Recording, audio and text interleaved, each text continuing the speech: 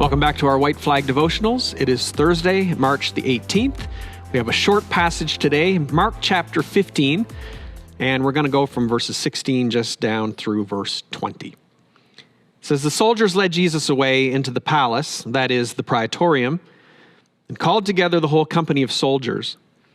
They put a purple robe on him, then twisted together a crown of thorns and set it on him.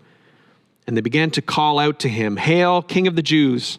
Again and again, they struck him on the head with a staff and spit on him. Falling on their knees, they paid homage to him. And when they had mocked him, they took off the purple robe and put his own clothes on him. Then they led him out to crucify him." Yesterday, guys, I talked a little bit about the mob mentality, and today we see that even the authorities now are getting in on the act. It's not just the crowds. It's actually the people that are supposed to be protecting innocent people who are getting in on it. You see the mention here of the praetorium that's connected to the palace. The praetorium is actually the general's headquarters, so the one who was leading the army. And the soldiers that led Jesus away are now being joined by the entire company that they are a part of. And if you understand the Roman system, a company would have been up to 600 soldiers. It was 1/10 of a legion, which is 6,000 soldiers.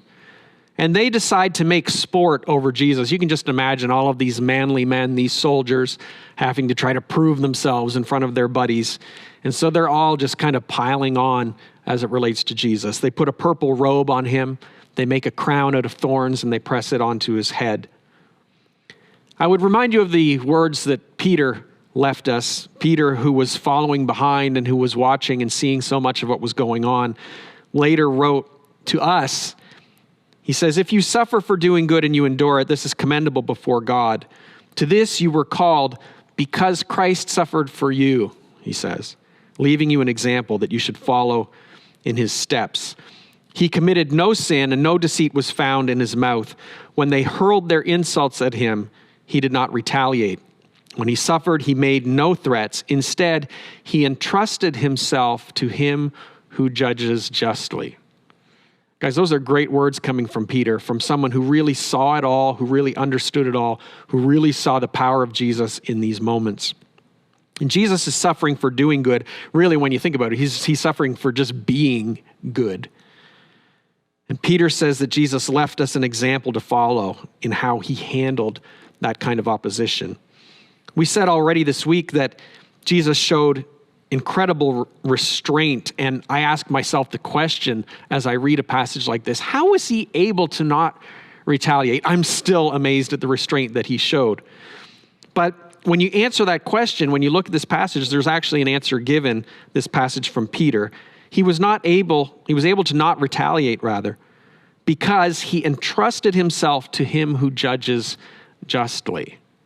Guys, that's the key to the whole thing. And I want to remind everyone today that surrender really does show up in the way that we suffer through whatever it is that we're going through. We all suffer for various reasons, but the way that we go through it really does show our level of surrender to God and to Christ. When Jesus suffered, Peter says he entrusted himself to the Father. In other words, he knew that the Father was going to render the justice that he was seeking in that situation. Maybe, guys, you're suffering for who knows what reason. Maybe it's loss of work. Maybe it's just stress and anxiety that you're experiencing, health issues that you're going through.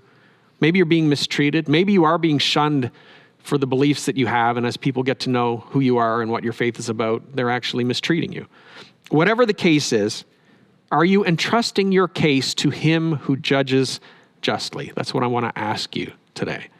Are you trusting God to bring about justice in due time? Are you trusting God with your very health, with your very life? Are you putting your own life in his hands? Do you accept his timing on all of these things? To truly surrender means that you entrust yourself to your Heavenly Father, that you're letting God be God, that you do what you can as you're able to do it, but you accept the things that you can't do anything about. And you thank God for that fact, that he is in control, and that he will bring about justice at the right time, and that you can trust him, that you're in his good care. Guys, that's really what it means to surrender.